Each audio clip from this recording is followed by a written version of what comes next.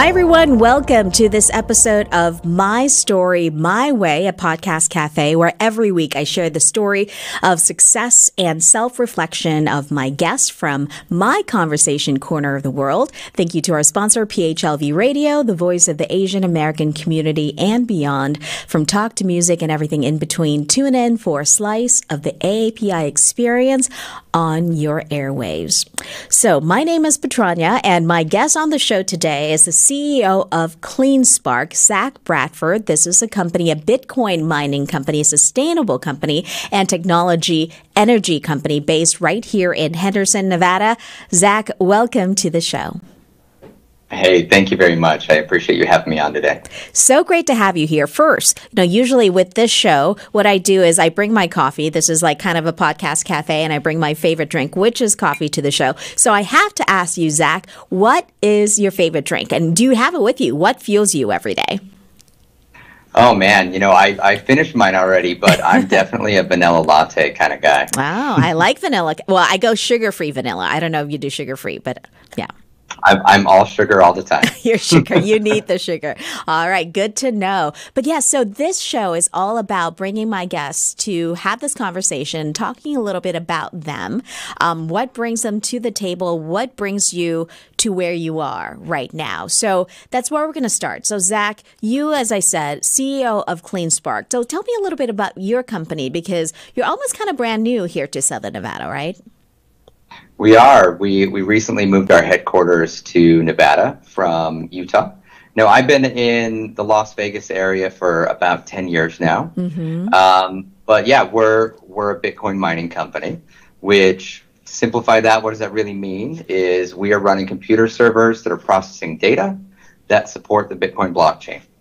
As a result, we're compensated for those efforts in Bitcoin. So it's a really exciting time and a great place to be right now. It is exciting because, we're hearing about this everywhere now, right? Cryptocurrency, Bitcoin, still kind of a mystery to a lot of people out there. But tell us why, especially as the CEO of this company, CleanSpark, why are you so excited to be in the space that you are right now in this industry? We really believe that Bitcoin can be a path for a better world. And that's what drove us into this space. Is we historically have been involved in the energy space, and we really believe in the value that contributing energy to the Bitcoin blockchain can be. Bitcoin supports many people all around the world, the unbanked, the underserved, mm-hmm. and we really see it as part of our mission to be supportive of building the infrastructure of the future that allows Bitcoin to exist and benefit the world. And, people are really thinking about that when it comes, you said, the currency, money, bottom line. People are really thinking about that more than anything today, especially with the way the world is going, inflation and all things like that. So do you see this as the future? I mean, do you still foresee that Bitcoin, that is still something that, in the next 5 years will be something that's a lot more mainstream than it is now? We certainly do. We believe that, the future of money does really involve Bitcoin. Mm-hmm. We expect that it will play a more crucial role. It's certainly a volatile asset. It's up, it's down, but so is the stock market. So are so many of the things, that we have, including the US dollar. And we think that from a long-term perspective, Bitcoin has scarcity. There will only ever be 21 million Bitcoin. There is not going to be, a federal government printing more Bitcoin. And we think that that's part of the reason it's important, because whether you're, someone that lives in Africa or whether you're someone that lives in the US, the currency is out of your control. And so the concept of sound money, something that has a very predictable future and a predictable outcome, we think will matter more and more in the world, especially in this digital world that we're mm-hmm. largely living in nowadays. Yeah, it just seems to me like it's another option, right? It's something that people can look into whether or not they want to make this their entire kind of digital currency or not. It's just something that I feel like it's already out there. It's not going to go away. And how do we make sound, decision around it? And I think, with your company and with your expertise, do you kind of want to bring that to the table and offer yourself as kind of that expert and resource if people have questions? And I know a lot of people do.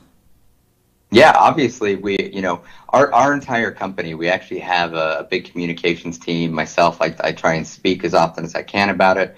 But we do think an important part of our company is bringing education to people who are initially exposed to it, because it's certainly not something to get into without understanding it.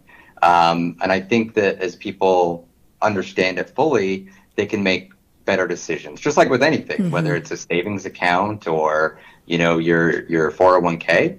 The more you understand about it, the better decisions that you can make on a day-to-day basis. So, now that we know a little bit about what you do, let's talk a little bit about how you got here to this space and kind of what drove you to kind of be where you are as CEO of CleanSpark. So tell us a little bit about that. How did that start? You say you've been in the energy sector for a little while, right? Yeah, absolutely. So myself, how I got here, everything for me was identifying where I wanted to be and kind of working backwards. So my background's in finance, got a degree in accounting, got my CPA. And as soon as I got my CPA, I started my own business. And I was working with, small companies, providing advisory, consulting, and the accounting and financial side. Quickly got, introduced to a company and my co-founder, Matt Schultz, and we were working on an energy project. So it was something that was really exciting. It was waste to energy. Our goal was to change the world and create a cleaner future.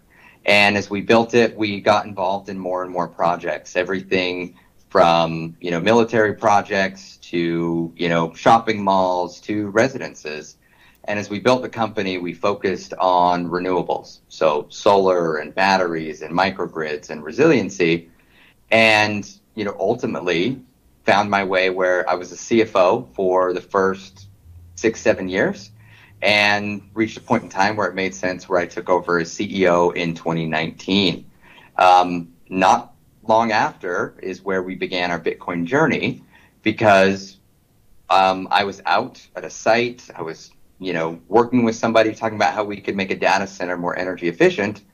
Come to find out what the data center did was Bitcoin mining, and the rest is history. But for myself, getting from point A to point B, it was really a journey that's always been backed in finance and understanding on that side, and then trying to grow myself as a leader as we went through that journey.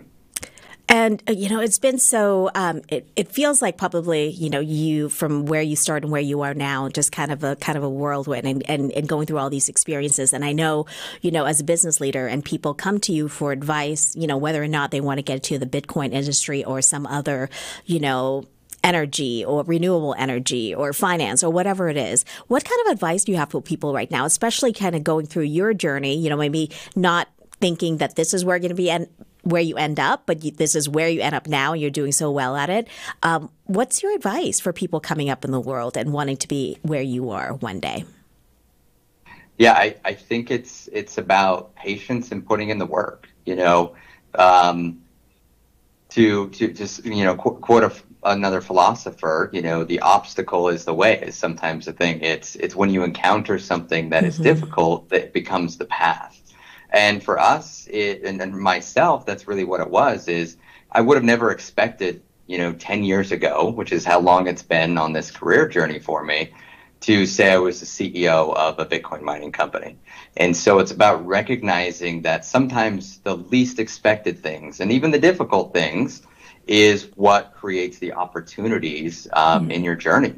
And it's about embracing those, Over my career, I easily could have stepped back and taken a left turn and said the easier path's this way. But a lot of times the harder path is the one that, I think provides the most long-term benefit. So it's my advice is put the work in. Don't skip steps and always try and give it your best on every day. So, but you still need to know where you're going. Aimlessly working hard, maybe you go in a circle instead of in a straight line. And I don't think any career is a straight line, but the straighter you can make it, and the more successful you can be. And when it comes to mentors and finding people who can help guide you in your process, how important is that for you to have the people and to not be afraid to reach out, right, and ask for help when you need that?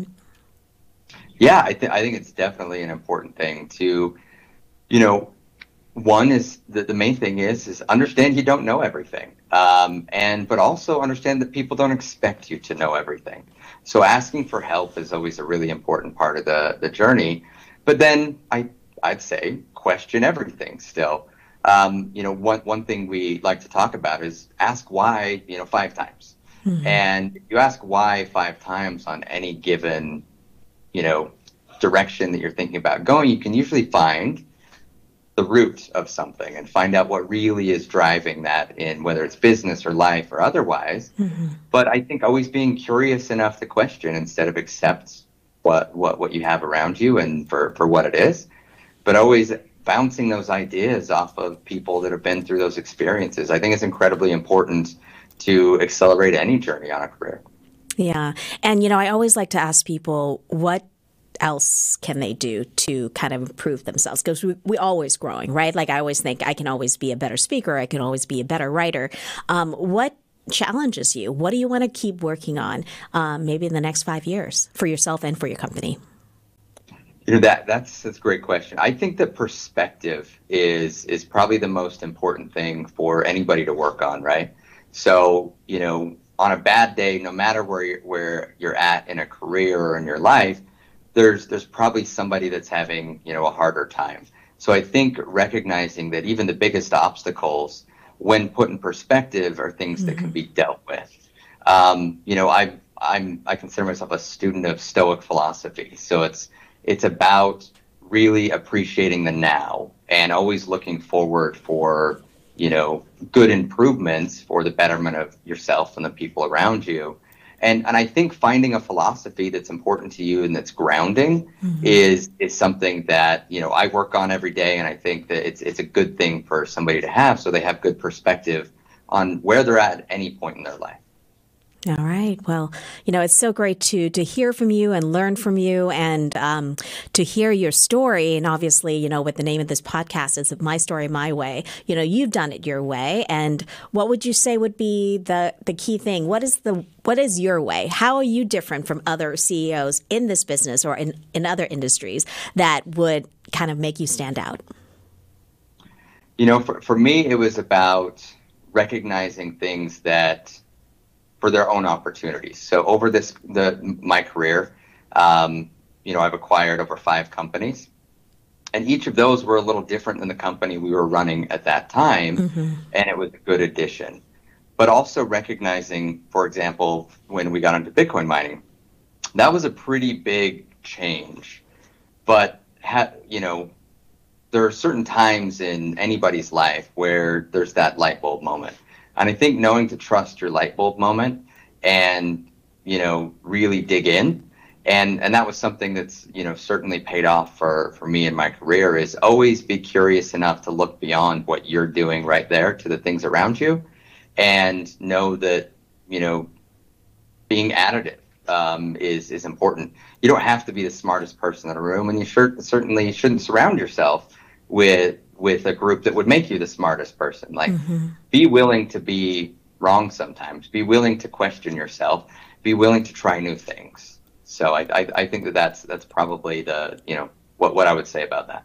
I love it. Thank you so much. And thank you, Zach Bradford, the CEO of the Sustainable Bitcoin Mining and Technology Energy Company based in Henderson, Nevada. And thank you for joining us on this episode of My Story, My Way, a podcast cafe with me, Patranya. Join us next time for more coffee and conversation.